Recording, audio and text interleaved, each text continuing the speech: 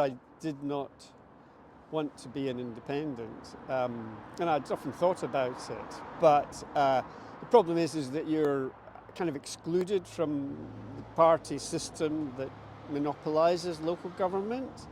But then, I'm an ex-community worker, and I see councillors can do so much more than wave their hand at a committee meeting. What are you running your campaign on? An efficient, responsive council.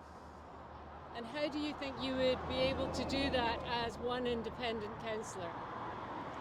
Well, we have a council at the moment which is hung in many ways. It's a minority administration. You have everyone, no one's got a clear majority. So in that kind of atmosphere, independents can be kingmakers. Can I put it to you that you are the person who single-handedly delayed the CC well and therefore it's costing more money?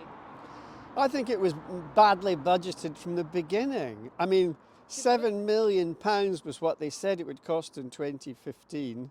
That seemed to go up to over 20 million 7 years later. This was not sensible costing. It was never costed properly. You were backing the Roseburn traders all the way from the very beginning when CC well was first planned in 2014. Correct. What about the traders? Would you have given them compensation? Obviously. I mean, I worked with them on various council petitions from about 4 years ago saying exactly that. I mean, it's tragic that what happened in December where the Lib Dems and the Tories couldn't agree with the SNP group before the meeting on a form of words that would suit everybody. For that reason, they didn't get the money. It was petty party politics. Are you for more student accommodation in the city? No. Why not? Because it takes away space that should be built for family housing. The way 40 years ago, students didn't live in big blocks, paying £1,200 a month, storing up debt for the future.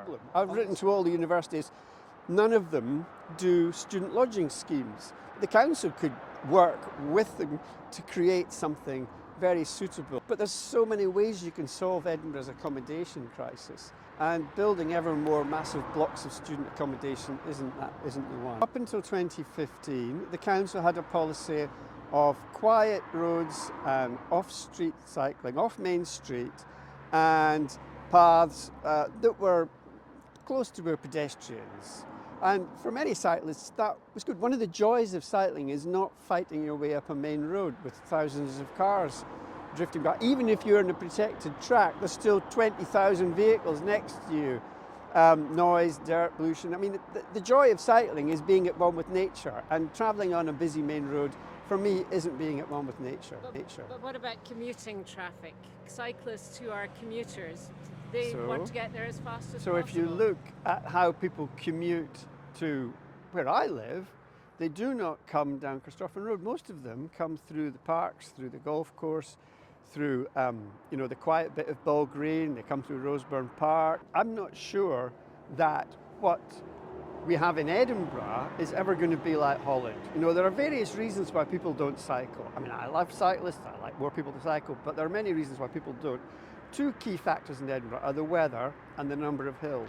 And I would argue that you can't engineer those issues away, and people will not take to cycling in the way that the council thinks it will. So Corstorphine Community Centre, which is really the only social centre in the ward, has got an outreach programme, and they want to do things with more people in their community.